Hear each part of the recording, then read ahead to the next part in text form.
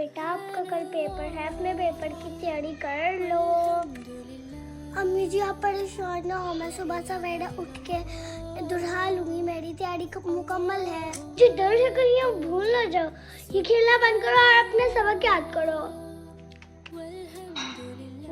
ये तो सवाल मुझे आते ही नहीं है, मुझे डर से कहीं आप भूल ना जाओ, ये खेलना बंद करो और अपने सबक याद करो। कल इतना सुनने वाली थी, पेपर की तैयारी कर लो, अब क्या फायदा। सकती हूँ टीचर से तुम बोल देती हूँ, ये ना मेरी कल की तबीयत खराब थी और ना मैंने कल तैयारी नहीं की, आज मैं पेपर नहीं दे सकती। ओह कल मैंने मम्मा की बात नहीं मानी और आज टीचर के साथ झूठ बोल, ये तो और बड़ा गलत काम हो जाएगा। नहीं मैं हराम काम नहीं करूँगी, मुझे जितना पेपर आता है मैं वो कर दूँगी।